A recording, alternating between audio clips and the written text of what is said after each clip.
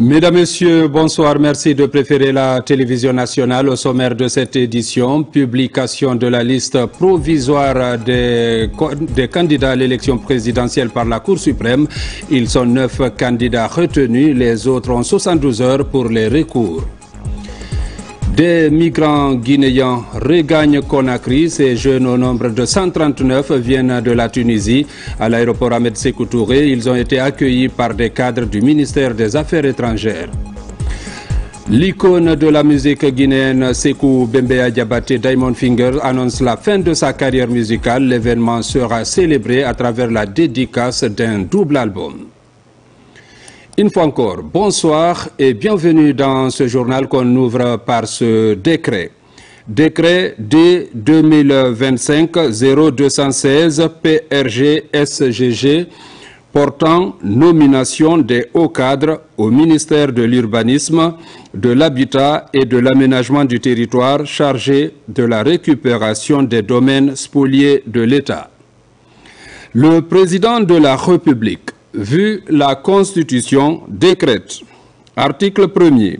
Les hauts cadres dont les prénoms et noms suivent sont nommés dans les fonctions ci-après. 1. Conseiller chargé du foncier et de la promotion immobilière, M. Ibrahima Djigui Bari, précédemment directeur général du Fonds de garantie hypothécaire FGH. 2. Directrice générale de l'Agence nationale de rénovation urbaine ANRU, Madame Fatoumata Kamara. 3. Directeur général adjoint de l'Agence nationale de rénovation urbaine ANRU, Monsieur Alpha Boubacar Ba. 4. Directeur général de l'Agence guinéenne de financement du logement Agifil, Monsieur Moussaïes Kaba, précédemment directeur général adjoint de l'Agence nationale de salubrité publique. 5. Directeur général adjoint de l'Agence guinéenne de financement du logement Agifil, M. Abdul Karim Ba. 6. Directrice générale du Fonds national du foncier, de l'urbanisme, de l'habitat, FNFUH, Madame Adia Aïssatou Baldé, précédemment directrice générale adjointe de la dite direction. 7. Directeur général adjoint du Fonds national du foncier, de l'urbanisme et de l'habitat FNFUH, M. Khalifa Soumano, précédemment gestionnaire du portefeuille au Fonds d'appui aux collectivités. 8. Directrice générale du Fonds de garantie hypothécaire FGH, Madame Moya Kondé, précédemment directrice générale de l'Agifil. 9. Directeur général adjoint du Fonds de garantie hypothécaire FGH, Madame Aïcha Silla, précédemment directrice générale adjointe de la dite direction. Article 2. Le présent décret qui abroge toute disposition antérieure contraire prend effet à compter de la date de sa signature et sera enregistré et publié au journal officiel de la République. Conakry, le 9 novembre 2025, signé le président Mamadi Doumbouya. Direction aéroport international Ahmed Sékou Touré pour parler de l'arrivée des délégations industrielles à Conakry pour le démarrage de l'exploitation du gisement de fer du Simandou. Conakry accueille depuis ce dimanche 9 novembre 2025 les délégations de haut niveau du méga-projet du Simandou et autres grandes personnalités. Compte rendu Oumar Bari. C'est un tournant historique pour la souveraineté économique de la République de Guinée.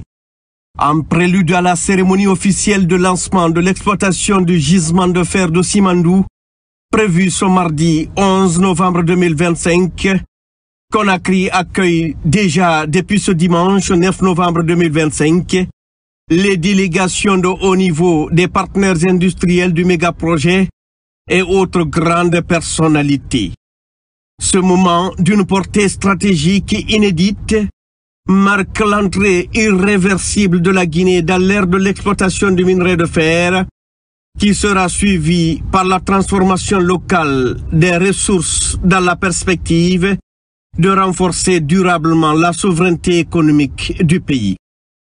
Le ministre des Mines et de la Géologie, Bouna Sylla, et le ministre du Plan et de la Coopération internationale, Ismaël Nabé, ainsi que le conseiller à la présidence Ousmane Doumbouya, au nom du président du comité stratégique de Simandou, Djiba Diakité, était en première ligne cet après-midi à l'aéroport international Ahmed Sékou Touré pour accueillir les premières délégations.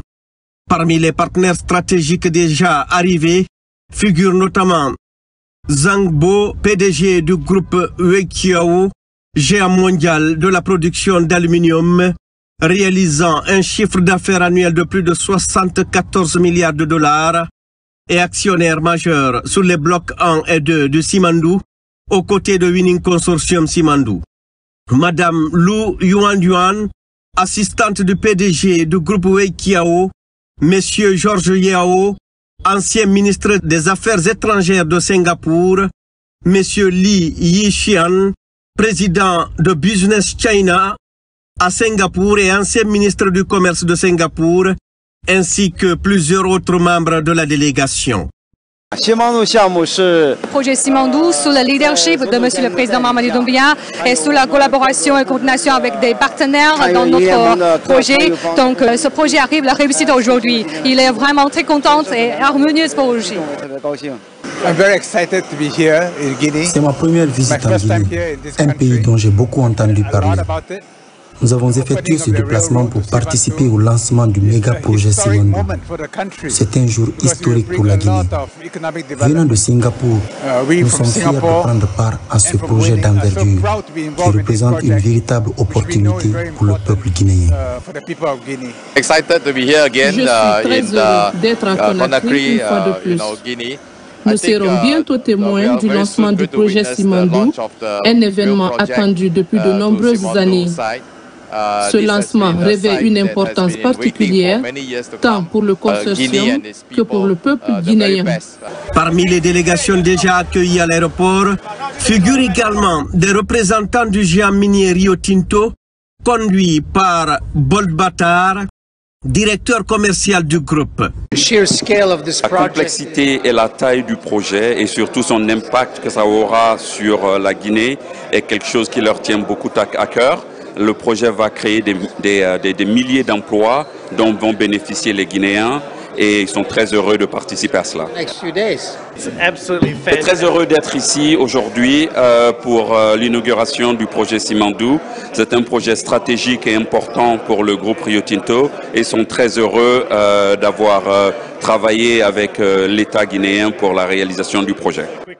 Avec l'arrivée à Conakry des dirigeants des grandes industries mondiales, celles qui produisent et transforment le fer, l'acier et l'aluminium à l'échelle planétaire, la Guinée concrétise ce que beaucoup considéraient depuis plusieurs décennies comme un horizon impossible. La transformation structurelle de l'économie guinéenne commence maintenant sous le leadership visionnaire de son Excellence Monsieur le Président de la République, Mamadi Doumbouya. Selon le protocole officiel, d'autres délégations de haut niveau sont attendues dans la nuit de ce dimanche et au cours de la journée de demain lundi, afin de compléter l'ensemble des partenaires convergents vers Conakry, en vue de la cérémonie historique du mardi 11 novembre à Morebaya. Il s'agit notamment du vice-premier ministre chinois, des délégations du géant mondial de l'acier Baou, conduite par Hu Wangming, et du géant minier anglo-australien Rio Tinto, dirigé par Dominique Barton. Plusieurs chefs d'État africains sont également attendus pour ce moment historique pour la République de Guinée. Il faut dire que la Guinée s'achemine aussi vers l'élection présidentielle. La Cour suprême a publié hier la liste provisoire des candidats retenus. Sur 51 candidats au départ, 9 ont été retenus par la plus haute juridiction du pays. Les autres ont 72 heures pour contester ce résultat, suivant la procédure prévue par la loi organique. Reportage Amadou Touré, Abdul Razak Kassouma. En cette audience de ce samedi 8 novembre 2025 de la Cour suprême portant sur la délibération sur la liste provisoire des candidats retenus pour l'élection présidentielle du 28 décembre 2025, le procureur général a rappelé les critères de validation des dossiers de candidature à l'élection présidentielle en Guinée comme consigné dans le code électoral et la constitution guinéenne. Tout candidat aux fonctions de président de la République doit être de nationalité guinéenne, avoir sa résidence principale en République de Guinée, jouir de ses droits civils et politiques, être certifié en bonne santé physique et mentale par un collège multidisciplinaire de médecins assermentés institué par la Cour constitutionnelle, être âgé de 44 ans au moins et de 80 ans au plus, joindre une copie authentique de la déclaration écrite sur l'honneur de ses biens. Qu'en outre, l'article 128 de la même loi électorale indique: les candidatures sont déposées au greffe de la Cour constitutionnelle 55 jours au plus tard avant la date du scrutin. Les déclarations de candidature sont faites en double exemplaire revêtu de la signature du candidat et attestant sur l'honneur remplir les conditions d'éligibilité requises. Le chef du greffe de la Cour constitutionnelle délivre un récépissé aux intéressés. Ce récépissé ne confère pas la validité aux candidatures déposées. Dans les 2 jours qui suivent la déclaration de candidature, le candidat verse auprès du Trésor public une caution dont le montant est fixé par l'OTIGE. La caution des candidats non retenus est remboursée dans un délai n'excédant pas 7 jours à compter de la date du rejet de la candidature. Le montant de la caution est remboursé au candidat lorsque celui-ci totalise au moins 5% des suffrages exprimés au premier tour. Qu'au surplus, il convient de rappeler les dispositions de l'article 129. La déclaration de candidature doit comporter A. Une lettre de candidature dûment signée par le candidat, conforme au modèle établi par la Direction exécutive nationale des élections. B. Une fiche d'identité comportant la photographie la plus récente du candidat, les prénoms et noms, la filiation, la date et le lieu de naissance, les mentions de la fonction, de l'emploi et le lieu de service. C. L'extrait de l'acte de naissance. D. Le certificat de nationalité. E. Le certificat de résidence. F. Le bulletin numéro 3 du casier judiciaire datant d'au moins de 3 mois. G. Le récépissé de dépôt de la caution prévue à l'alinéa 1er de l'article 275 du présent code. H. L'attestation par laquelle le parti politique reconnu légalement constitué investit l'intéressé en qualité de candidat avec indication de la couleur, du signe ou du logo qu'il a choisi pour l'impression des bulletins. E. L'attestation délivrée par la DENEL pour le candidat indépendant avec indication de la couleur, du signe ou du logo qu'il a choisi pour l'impression des bulletins. J. La liste des parrainages pour les candidats indépendants avec indication de la couleur, du signe ou du logo qu'ils ont choisi pour l'impression des bulletins, conformément aux dispositions du titre 3 du livre 1er du présent code. Car la copie authentique de la déclaration écrite sur l'honneur des biens du candidat. Sur la base de ces critères, la Cour, après examen des 51 dossiers de candidature, déclare: la liste des candidats admis à se présenter à l'élection présidentielle du 28 décembre 2025 est arrêtée comme suit. M. Abdullah Yero Baldé, Mme Makale Kamara, M. Ibrahima Abe Silla, M. Faya Lansana Milimono, M. Abdoulaye Kourouma, Mohamed Nabé, Elhadj Mbouna Keïta, M. Mamadi Doumbouya, M. Mohamed Cherif Tounkara. Poursuivant, le président de cette audience a indiqué que les postulants dont les dossiers de candidature n'ont pas été validés ont 72 heures pour interjecter appel auprès de la plus haute juridiction du pays. Celle-ci a 48 heures pour examiner ces contestations avant de proclamer les résultats définitifs.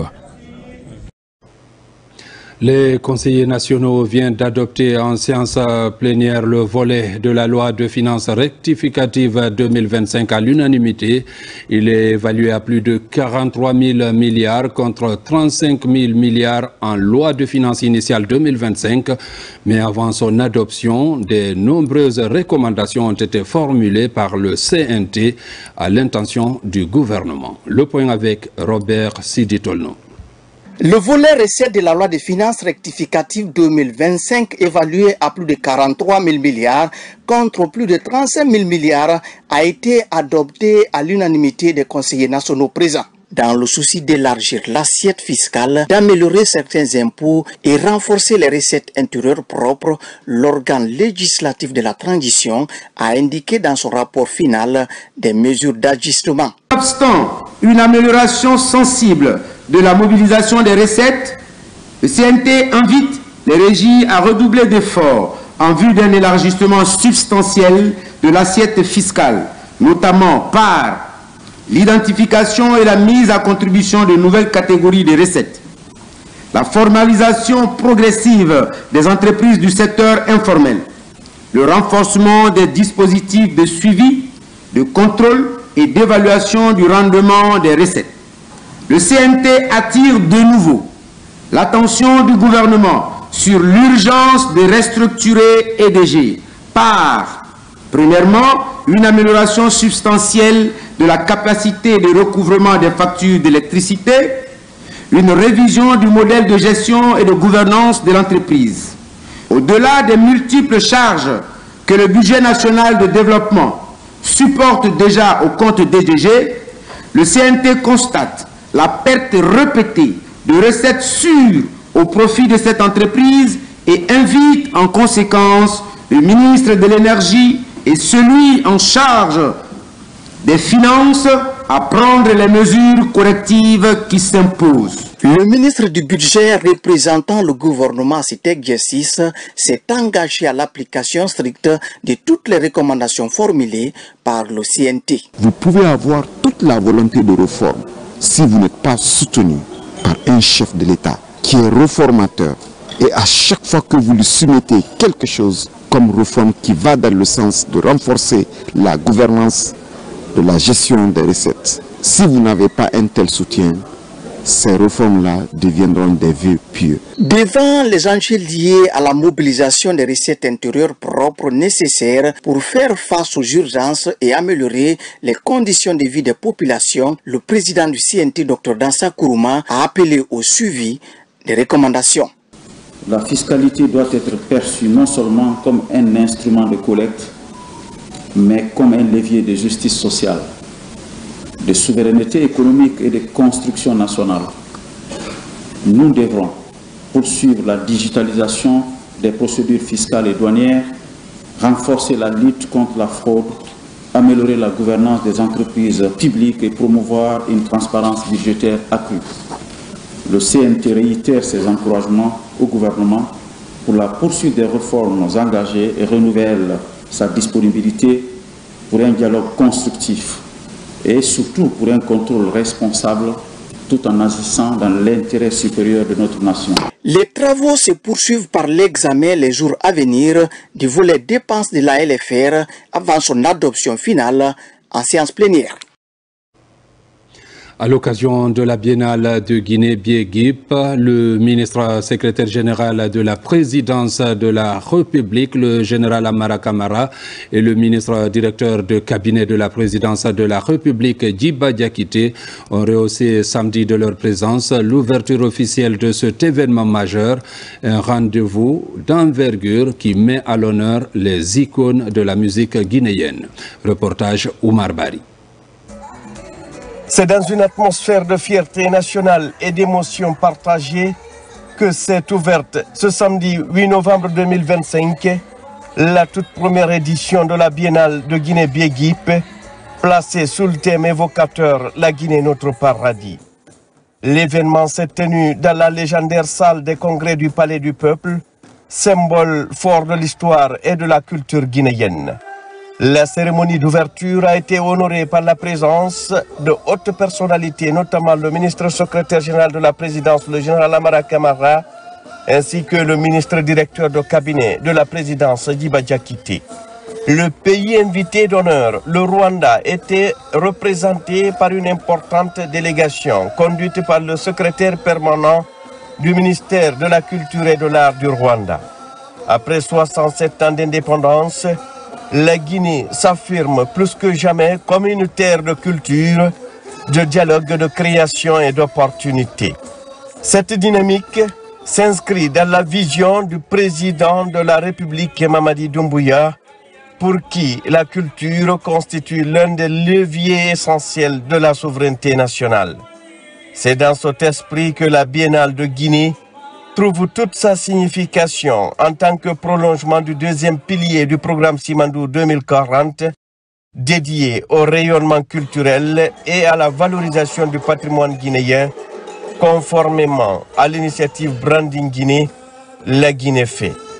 Le ministre de la Culture et de l'Artisanat, Moussa Moïsila, au nom du ministre directeur de cabinet de la présidence, Djiba Diakité, président de la cérémonie, a souligné le rôle fondamental de l'État dans la création d'un environnement propice à l'émergence des talents appelés à devenir des industries créatives, génératrices d'emplois, de valeur et d'influence.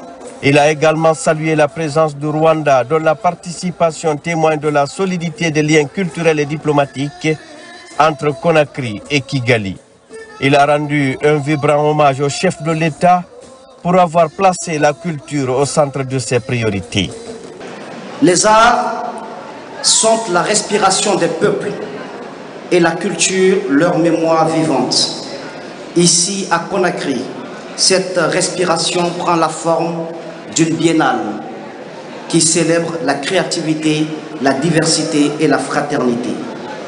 Si cette grande rencontre que nous vivons aujourd'hui se tient, j'aimerais commencer par cela, c'est grâce à la vision du chef de l'État, du président de la République, Mamadi Doumbouya, que je vous prie d'acclamer,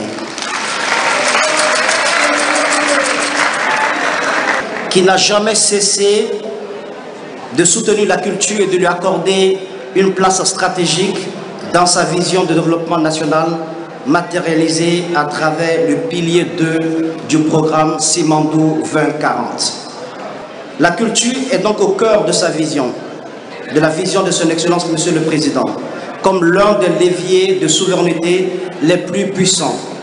Elle constitue le deuxième pilier de sa stratégie nationale et aussi tient compte d'un objectif assez important, celui de faire de notre pays un pays de destination, d'où la naissance d'un projet important qu'on appelle le Branding Guinée, qui est une des visions du chef de l'État et que nous appelons dans notre jargon la Guinée fait, car il s'agit du socle commun que notre pays a. La Guinée fait, le Branding Guinée, c'est une initiative qui s'inscrit dans la continuité de l'œuvre de nos pères fondateurs qui ont su faire rayonner la Guinée à travers la musique, la danse, le cinéma et les pensées. Sous le leadership du chef de l'État, cette lumière est transmise aux générations futures. La Biéguip, c'est donc ce pont entre mémoire et modernité, entre la profondeur de notre histoire et l'audace de notre avenir. Lors de son intervention, Ablaye Mbaye, artiste et entrepreneur culturel, coordinateur général de l'événement, a insisté sur la portée symbolique et historique de cette première édition, dédiée également à la célébration des artistes qui ont marqué la musique guinéenne et a lancé un appel à l'implication de tous les acteurs, autorités, artistes et citoyens dans la construction d'une Guinée créative et prospère. C'est pour moi un immense honneur et une grande émotion de vous souhaiter la bienvenue à la première édition de la Biennale de Guinée, Biegip. Initiative La Guinée fait, Branding Guinée, inscrite dans le programme Simandou 2040 sous le deuxième pilier éducation et culture. La Biegip est avant tout un rendez-vous de fierté, de créativité et d'unité. Elle rassemble nos talents, nos traditions et nos innovations autour de la culture, du tourisme, de la technologie, de l'éducation et du bien-être. C'est une plateforme où se rencontrent les idées, les émotions, les énergies pour imaginer la Guinée de demain. Permettez-moi de saluer le leadership visionnaire du ministre directeur de cabinet de la présidence, M. Djiba Diakité, dont l'engagement et la détermination ont permis à la Biennale de Guinée de prendre vie. Son accompagnement constant a fait du branding Guinée, la Guinée fait, un véritable moteur de valorisation de notre identité et de notre rayonnement international. Au-delà d'un simple festival, la Biennale de Guinée se veut une infrastructure immatérielle, un moteur économique et un accélérateur de transformation culturelle. Les participants, artistes, chercheurs, investisseurs, entrepreneurs et créateurs venus de Guinée et d'ailleurs ont pu assister à des moments d'échange intenses, de partage de valeurs et de performances artistiques et d'une grande richesse. Chorégraphie impressionnante, sonorités musicales envoûtantes et ambiance conviviale ont rythmé cette soirée d'ouverture, marquant ainsi le début d'une aventure culturelle appelée à s'inscrire durablement dans le paysage africain. Environnement avec la validation du troisième rapport portant sur les avancées de la Guinée dans l'application de ses engagements internationaux en faveur du climat. Le document ainsi validé sera communiqué au secrétariat des Nations Unies, ce qui permettra à notre pays de figurer parmi les nations les plus engagées dans la réduction du réchauffement de la planète et l'adaptation des communautés déjà impactées par le bouleversement climatique. Compte rendu Mamadou Alpha Baldé Diarra Diallo. Dans la longue lutte contre la mauvaise gestion des produits chimiques et déchets dangereux dans nos cités, la Guinée renforce la coordination des actions sur le terrain à travers l'unification des activités liées à la mise en œuvre des conventions de Bâle, de Rotterdam, de Stockholm et de Minamata, ainsi que le cadre mondial sur les produits chimiques. Cet atelier contribuera à renforcer les capacités nationales en matière de gestion des produits et substances chimiques et des déchets dangereux, améliorer la mise en œuvre des conventions concernées par une approche intégrée, favoriser le partage d'informations et de bonnes pratiques entre les parties prenantes. L'espoir est permis de se rassurer qu'à la sortie de cet atelier, nous aurons un conseil national multisectoriel de gestion des produits et substances chimiques renforcé, informé, sensibilisé. Ces conventions dont la Guinée est signataire fixent les règles interdisant l'utilisation d'un certain nombre de produits dangereux pour l'homme, pourtant présents dans notre quotidien. Nous sommes exposés à des produits que nous n'arrivons pas à cerner ou qui sont très dangereux, que nous employons nous toujours, et pour mettre à l'abri la population, les consommateurs, parce qu'ils ne connaissent pas exactement ce qui est en train de se passer à travers les produits qu'ils sont en train de consommer. À travers cette rencontre multi-acteurs, les membres du Conseil national de gestion des produits chimiques et les cadres du secrétariat sont mieux outillés contre les risques des produits chimiques et déchets dangereux sur la santé humaine et environnementale à tous les niveaux. La campagne de vulgarisation de Simandou 2040 est lancée ce matin à Kindia.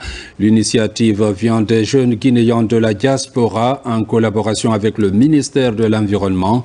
Ils sont venus apporter leur soutien à ce méga projet à travers la sensibilisation des populations de la capitale et des régions administratives.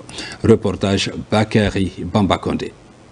Le projet Simandou, pilier de l'ambition économique guinéenne, fait l'objet d'une nouvelle dynamique de communication. Le collectif Diaspora Lanhoundé, regroupant des jeunes Guinéens établis à l'étranger, a officiellement lancé sa campagne de sensibilisation et de vulgarisation à Kindia ce dimanche. Sa mission, informer en profondeur les populations de cette région administrative ainsi que la zone spéciale de Conakry sur les enjeux et les retombées attendues de ce méga projet minier. Il est important que la jeunesse comprenne ce projet. C'est une tournée qui est soutenue par la ministre de l'Environnement et du Développement durable et l'Agence guinéenne d'évaluation environnementale. Les membres du collectif ont utilisé un langage simple, notamment en langue du terroir, pour démystifier les aspects techniques et financiers du projet, insistant sur l'impact local, emploi, infrastructure, santé et éducation. Quand on parle ici du programme de Simandou, c'est l'émergence de la jeunesse, c'est l'émergence de la Guinée, c'est l'émergence des citoyens de ce pays. Pour assurer leur campagne, les membres du collectif prévoient de s'allier aux autorités locales, aux chefs de quartier et aux organisations de jeunesse dans chaque région. Si nos enfants, alors vraiment nos frères, maintenant de la diaspora, maintenant se déplacent pour venir se mettre avec nous, alors sincèrement, ça nous va tout droit au cœur. Nous nous engageons fortement avec eux, mettre à point tous les objectifs dans ce pays. En prenant l'initiative de descendre sur le terrain, le collectif Diaspora Lanhoundé démontre que la jeunesse guinéenne, où qu'elle se trouve, peut profondément s'investir dans l'avenir économique du pays. L'étape de Kindia marque le début d'un effort national pour faire de Simandou un projet compris et soutenu par tous. Sur le plan de la formation, l'Autorité nationale d'assurance qualité ANAQ a procédé à la publication des résultats définitifs des évaluations des institutions et programmes de formation. Depuis 2017, cette structure œuvre à la qualification du système universitaire guinéen pour un enseignement supérieur performant et compétitif. Compte rendu Mounir Bari. C'est une étape importante franchie par l'Autorité nationale d'assurance qualité, relevant du ministère de l'enseignement supérieur, de la recherche scientifique et de l'innovation. L'ANAQ s'emploie depuis plusieurs années à améliorer la qualité de la formation dans les universités et institutions du pays. Pour l'exercice 2024-2025, 19 programmes sont accrédités et 3 institutions habilitées à délivrer des diplômes reconnus. Un plan de rémédiation doit être mis en œuvre pour tous les programmes qui ont été accrédités et pour toutes les institutions habilitées. Ce plan de rémédiation tient compte des faiblesses qui ont été constatées au cours de l'évaluation et les entités évaluées ont l'obligation de corriger les 80% des insuffisances constatées au cours des 2 prochaines années. Nous avons travaillé pendant 2 années pour postuler et aujourd'hui c'est chose faite. Il s'agit d'une administration qui nous permet de délivrer nos diplômes et des diplômes de qualité à nos étudiants. L'ANAQ fonde son action sur des standards internationaux. Sous la supervision du conseil scientifique, les critères d'évaluation sont examinés avec rigueur. Depuis en fait quelques années, nous sommes sur ce processus et les résultats de cette année nous donnent également un sentiment de satisfaction. Nous encourageons les institutions d'enseignement supérieur qui n'ont pas encore participé à ces processus d'évaluation de le faire pour continuer à s'améliorer. L'institution entend poursuivre ses efforts pour maintenir le cap de l'excellence académique. Selon la convention ratifiée par la Guinée auprès des Nations Unies, tout diplôme reconnu au niveau national et international doit provenir d'un programme accrédité et d'une institution habilitée par l'ANAQ. Toujours dans l'actualité, le ministre de l'Information et de la Communication était ce matin à Forêt-Karia, où il a présidé une cérémonie de prière en faveur de la paix et de l'unité nationale, organisée à Kalia par le mouvement J'aime les actions de Doumbouya. Cette rencontre a été mise à profit pour magnifier le travail abattu depuis le début de la transition pour le développement de la Guinée par le chef de l'État. Également, les populations ont remercié le ministre Fana Souma pour le succès dans la mise en œuvre de sa feuille de route dans le secteur des médias. Plus de détails avec Tierno Ousmane Diallo. À Kalia, une des communes rurales de Forêt-Karia, les populations suivent de près l'actualité et apprécient les projets de développement entrepris par le CNRD. Reconnaissants et soucieux pour la réussite de ces projets dans une Guinée apaisée, les habitants de la localité, à l'initiative du mouvement J'aime les actions de Doumbouya, ont initié une importante cérémonie de prière pour invoquer la grâce divine pour la prospérité du pays et pour traduire leur engagement à soutenir le président de la République dans sa vision pour une Guinée émergente et unie. Cette lecture du Saint-Courant est organisée pour la Guinée. Nous remercions le général Mamadi Doumbouya pour ce qu'il fait en Guinée. Nous apprécions et nous le soutenons. Forêt-Karia a décidé d'organiser dans sa sous-préfecture de Kalia une lecture du Coran pour demander au Tout-Puissant Allah de raffermir encore la force, l'intelligence et le pouvoir de Mamadi Doumbouya afin d'amener le pays là uniquement sur la voie du progrès. C'est pour cela qu'ils ont misé sur le ministre Fana Souma qui répond réellement à certains critères, ce qu'on appelle les critères, c'est-à-dire d'amour, de solidarité, de partage. Ils ont dit qu'il est une véritable incarnation et que Mamadi Doumbouya ne s'est pas trompé en le choisissant comme ministre surtout de la communication. À cette cérémonie, les habitants de Kalia ont rendu hommage au ministre Fana Souma pour ses efforts continus dans la mise en œuvre du programme du chef de l'État en matière d'information et de communication, ce qui permet notamment aujourd'hui aux zones rurales de rester informées. Avec la présidentielle qui pointe à l'horizon, cette cérémonie de prière consacre également la volonté des habitants de la localité à œuvrer pour la réussite de cette phase dans l'histoire de la Guinée. Ce que le président de la République est en train de faire pour le pays, c'est vraiment incomparable. Depuis qu'il est là, il a changé beaucoup de choses et vous avez vu même la ville de Forêt-Karia avec des grandes actions qui sont en cours, des grandes réformes qui sont en cours. Je crois qu'on est vraiment satisfait. Donc nous sommes venus pour participer à cette lecture du Saint-Courant et puis on a imploré la grâce divine pour qu'il répande sa miséricorde sur tout le pays et puis surtout sur le chef de l'État, le président Mamadi Doumbouya, et que les élections qui arrivent, que ça se passe très bien, dans les meilleures conditions. Au nom du président de la République, général Mamadi Doumbouya, le ministre de l'Information et de la Communication a annoncé le démarrage dans les prochains jours de travaux de rénovation de la mosquée de Kalia, suscitant une vague de remerciements et de bénédictions en faveur du chef de l'État. Un geste fort qui répond à une des préoccupations des fidèles musulmans dans cette localité. À Conakry, les communes se mobilisent pour rendre plus concrète leur stratégie de communication locale autour des 3 priorités, l'engagement citoyen, l'inclusion sociale et la résilience face au changement climatique, une démarche participative soutenue par l'ANAFIC et l'Agence française de développement. Reportage Marouane Kamara.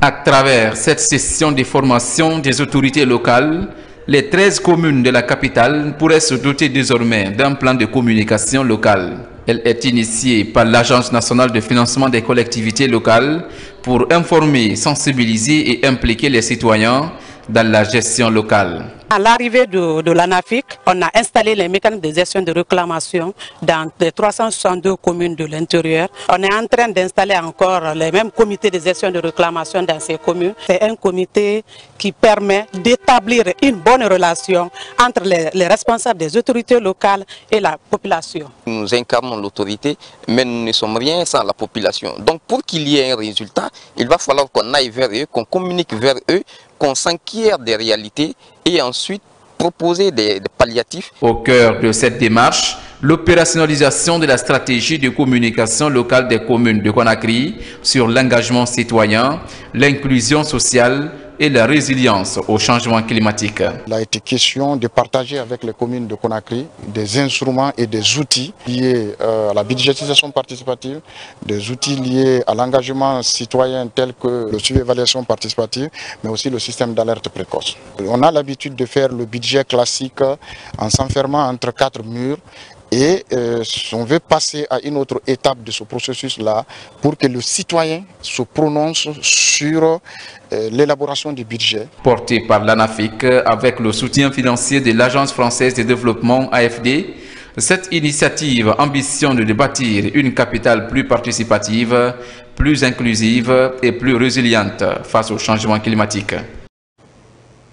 Dans une dynamique de compétitivité des PME, la formation est indispensable. Ici à Conakry, le centre d'appui aux PME vient d'être équipé d'ordinateurs bureautiques. C'est un geste d'une entrepreneur de la place qui elle-même a affûté ses armes à l'école de la Direction nationale des PME et du contenu local. Abdul Karim Kamara.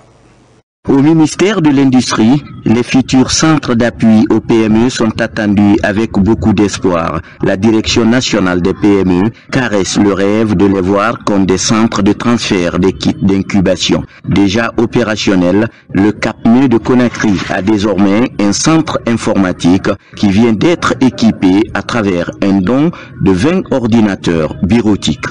Je vais commencer tout d'abord à remercier la donatrice pour ce don. Les PME aujourd'hui sont en train de dévoler de leurs propres ailes, mais avec l'accompagnement des uns et des autres, y compris même le département, à travers Madame la ministre de l'Industrie et des PME. La bonne samaritaine, c'est elle, entrepreneur chevronnée à la tête d'une fondation de charité. Pour elle, ce don d'ordinateur à la DNPME est une manière de galvaniser les entrepreneurs en gestation. Je suis entrepreneur depuis 11 années et quand j'ai commencé, j'avais 25 ans. Et à l'époque, je me souviens quand j'étais en Guinée, j'avais pas eu accès à ce genre d'outils tout de suite qui m'étaient mises sur ma table pour me former. Et après les formations que j'ai eu à donner dans ce même lieu, et dès qu'on m'a parlé d'offrir des ordinateurs pour des jeunes, c'est pourquoi de bonne foi, j'ai pas hésité à le faire. Se doter de ressources supplémentaires pour nous assurer que notre département remplit sa mission au service développement industriel, c'est un souci constant qui est le nôtre. Et nous invitons beaucoup de personnes à s'inspirer d'elle, de travailler en synergie avec nous, de venir en appui. D'ores et déjà, la Direction nationale des PME s'est lancée dans la formation d'un noyau de moniteurs qui, à son tour, se mettra au service des PME pour la consolidation de leurs aptitudes. La SEG tente d'optimiser son organisation interne pour une gestion plus performante. Pour y arriver, la direction générale de cet établissement public a réuni ses principaux acteurs en vue d'envisager des mesures adéquates pour une meilleure desserte en eau potable. Reportage Mariam Kamara. Clarifier le statut de la SEG et optimiser son organisation interne pour une gestion plus performante. Tel est l'objectif actuel que s'est fixé la Société des eaux de Guinée. Pour y arriver, la direction générale de cet établissement public a réuni ses principaux acteurs en vue d'envisager des mesures adéquates. Cette deuxième session de l'année a surtout été l'occasion d'adopter des résolutions importantes, notamment sur le plan budgétaire. Nous avons eu une session fructueuse où on a fait des recommandations, on a pris des résolutions pertinentes. Et naturellement, on a également soulevé la question de l'implication de la SEG dans le programme Simandou 2040. Et nous lui avons suggéré de préparer un plan stratégique et adapté aux objectifs du programme de Simandou 2040, d'exprimer les besoins de la population du pays entier en matière de fourniture d'eau potable dans le contexte du Simandou 2040. Pour la direction générale, des études approfondies et concluantes sont disponibles pour permettre à la société de répondre aux futurs besoins de la Guinée.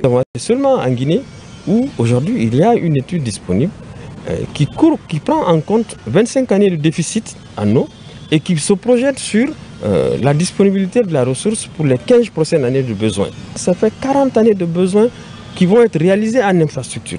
c'est une première, c'est une très grande avancée pour le secteur. Il nous a été fortement instruit de se pencher là-dessus, de se mettre en rapport, en synergie avec les autres départements sectoriels pour qu'il y ait une action inclusive. Sur le terrain, cette volonté de modernisation se concrétise petit à petit. Une centaine de motos neuves sont mises à la disposition des agents.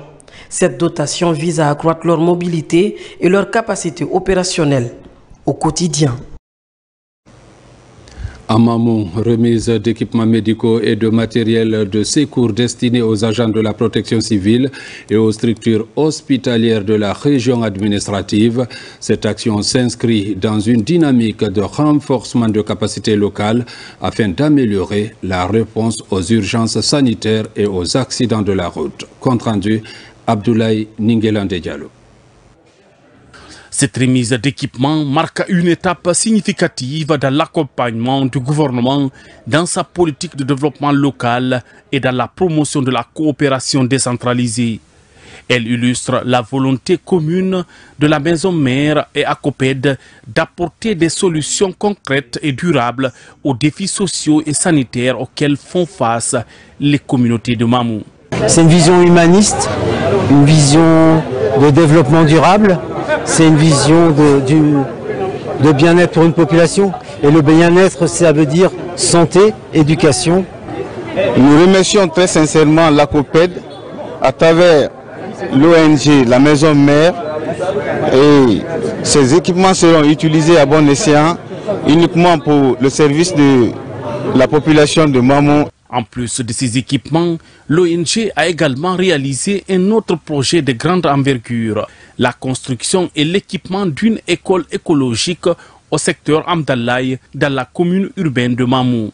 Nous avons lancé le programme d'accompagnement toujours avec l'ACOPED qui a appuyé la construction d'une école écologique. C'est une première de 2 salles de classe pour la maternelle. Cette école en tout cas permettra d'expérimenter une pratique écologique dans la gestion et la pratique quotidienne aussi des élèves qui seront enseignés à la gestion de l'environnement. Nous nous engageons à continuer à soutenir les initiatives qui contribuent à l'amélioration de la sécurité, de la santé et de l'éducation dans notre région. Dans la continuité de cette dynamique, l'ONG Maison Mère et son partenaire ACOPED réaffirment leur engagement à renforcer leur coopération et à étendre ces initiatives à d'autres localités du pays, toujours au service des communautés et du développement durable.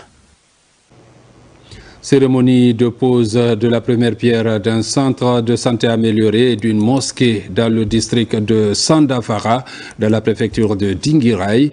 L'œuvre vient d'un fils de la localité, l'âge Daouda Sissé, pour appuyer l'État dans la prise en charge des patients. Cet événement officiel est marqué par la présence massive des habitants de la localité et l'autorité régionale de Farana. Ibrahima Oulem Fofana, reportage. Dans la préfecture de Dinguiraye, le district de Sandafara relevant de la sous-préfecture de Dialakoro est en pleine mutation. Ici, les habitants de la localité sont réunis autour de cette bonne nouvelle, celle du démarrage de la construction d'un centre de santé moderne et d'une mosquée. Vraiment, j'ai un sentiment de fierté et de reconnaissance vis-à-vis de la communauté de Sandafara. À sa tête, Elhaj Daouda Sissé, un opérateur infatigable. C'est une communauté qui est vraiment dans l'esprit de la transition et qui s'est résolue à accompagner l'effort du gouvernement dans le sens du développement de nos localités. Mon sentiment au nom de M. le gouverneur, c'est un sentiment de satisfaction et de fierté surtout, car voyant la taille des œuvres qui seront réalisées sur ce site, cela grâce à la participation d'un citoyen, d'un fils de terroir, qui à sa manière veut participer au développement du pays, on ne peut que s'en réjouir et le féliciter, le remercier. Ce bijou est moderne et indispensable à la santé des populations de la localité.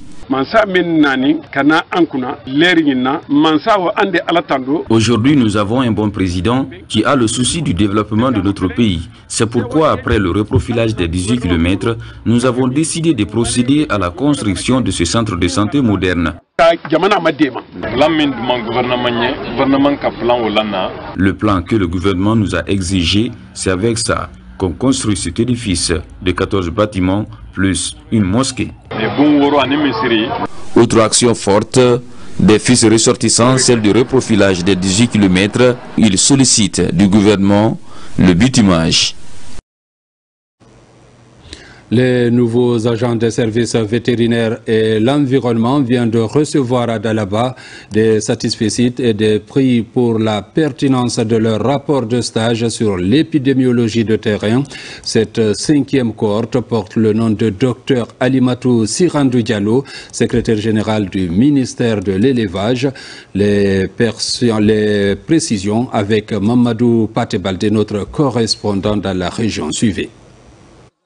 En Guinée, la lutte contre les maladies animales, y compris les zoonoses, constitue une priorité pour le ministère de l'élevage et ses partenaires.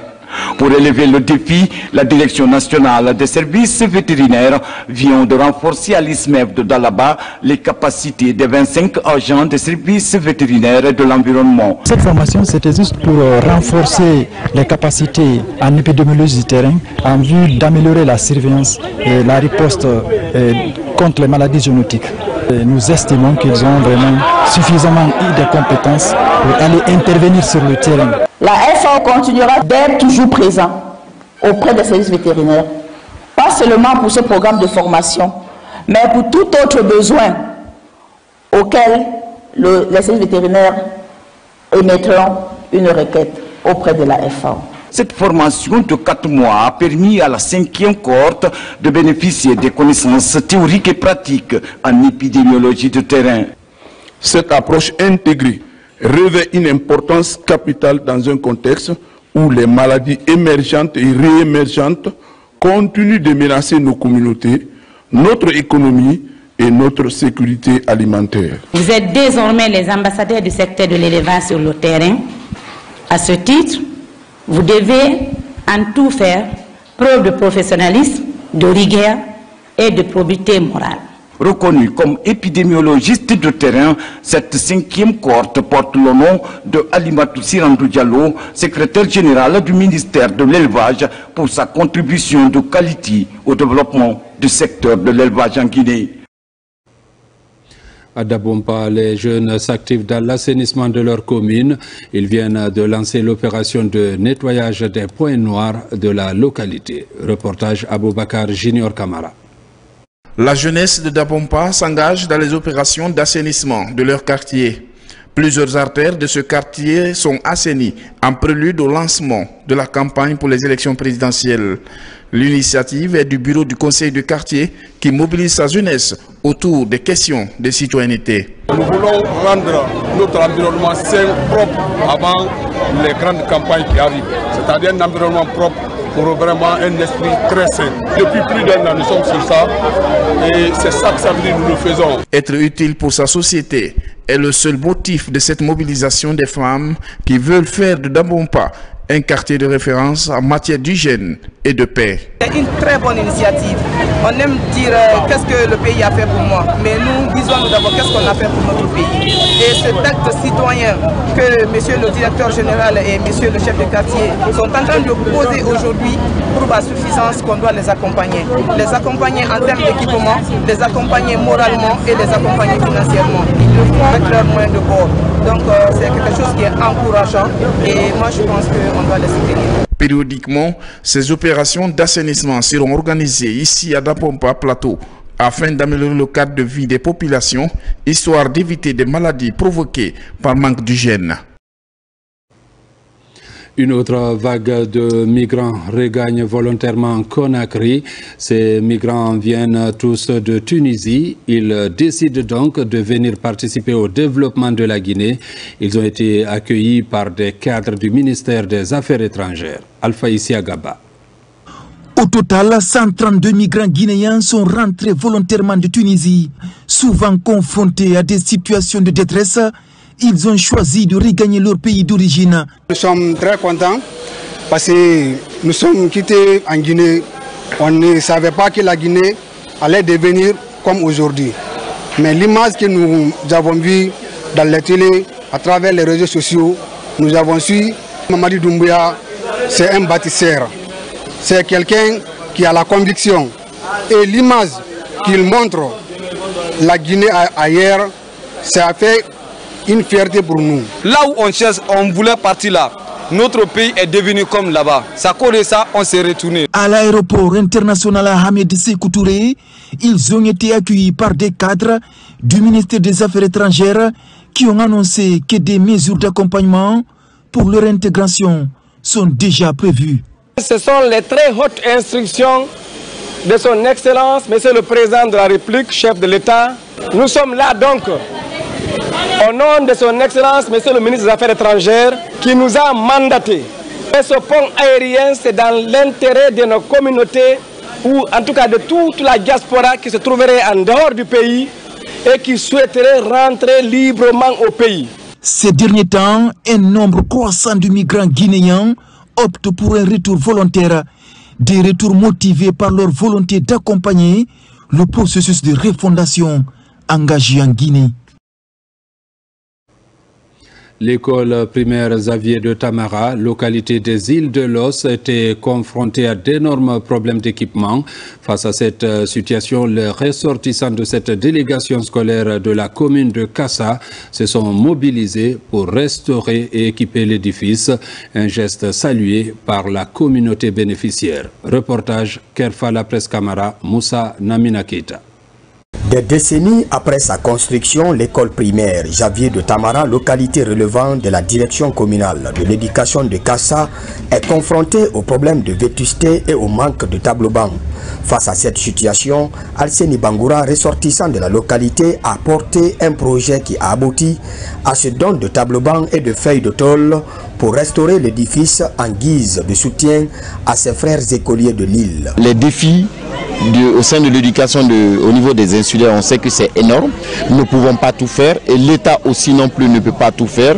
Raison pour laquelle nous, en tant qu'enfants des îles, en tant que bonne volonté, nous sommes associés pour pouvoir appuyer les autorités éducatives. La restauration de cette école est perçue comme un soulagement pour le personnel d'encadrement, mais surtout pour les parents d'élèves qui trouvent dans la démarche un geste qui doit être encouragé à travers un suivi sérieux des matériels mis à la disposition de la communauté. Toute la communauté ne soit très contente de ce geste, de ce don. L'entretien qui nous manque ici. Il faut l'entretenir à bon escient pour que dans l'avenir, il ait le courage de faire autre chose de mieux que ça.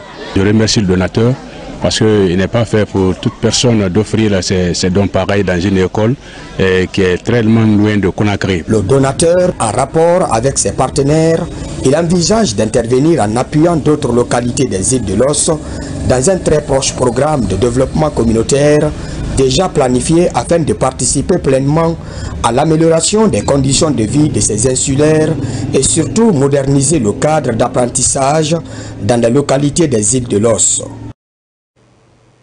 Culture, les responsables de l'orchestre Bembea Jazz International ont récemment animé un point de presse à Conakry. Il était question de communiquer sur le lancement officiel des activités de célébration de la fin de carrière musicale de Sékou Bembea Diabaté, Diamond Fingers. Le compte-rendu avec Mikini Moussa Kamara, Kerfala Presse Camara. Diverses sommités du patrimoine culturel guinéen sont devant les professionnels des médias. Elle explique la nécessité d'accompagner la célébration de fin de carrière musicale du célèbre guitariste Sékou Bembea Diabaté, Diamond Finger de l'orchestre Bembea Jazz International. J'ai dit, j'ai tout donné pour le Bembea. Mais demain, quand je ne serai pas là, on dira toujours Jean-Pierre Bembea. Donc je dis, j'aimerais, comme Dieu m'a donné la chance d'être compositeur, arrangeur, guitariste, chanteur, je dis, je vais faire autre chose, on appelle ça un plus, parce qu'on dira demain, ah oui, en fin de compte, en dehors de Bembea, il a fait ça aussi. Pourquoi appelle-t-on Sékou Bembea Diamond Fingers? Eh bien, je peux vous le dire, j'étais à Lagos en 1977, lorsque Franco de Miyamor, Luambo Makiadi, devrait jouer avec l'orchestre national du Congo-Kinshasa et que Sékou devrait interpréter avec le Sili Orchestre de Guinée des mélodies guinéennes, des rythmes guinéens. C'est là par l'éclat de son jeu, la puissance de ses pincées, sa folie meurtrière à la guitare, qu'on l'a baptisé Diamond Fingers. On dit non, c'est pas possible, cet homme a des doigts en diamant. Attendu début 2026, cet événement sera marqué par une double dédicace d'albums. L'œuvre Mangué rend hommage au père de l'indépendance guinéenne, Ahmed Sékou Touré, premier président guinéen. Et l'album Merci au général, destiné au président de la République, le général d'armée Mamadi Doumbouya, bâtisseur de la Guinée nouvelle. En Guinée, c'est la première fois qu'un artiste fasse un double album où il y a l'album chant et l'album guitare. 100% guitare, 100% instrumental, où vous allez écouter des belles mélodies pour vraiment être dans l'authenticité de la culture de chez nous. Les organisateurs attirent l'attention des bonnes volontés afin de trouver deux toits pour Sékou Bembeya Diabaté et Sékou Logro, des figures majeures de l'emblématique orchestre Bembeya Jazz International.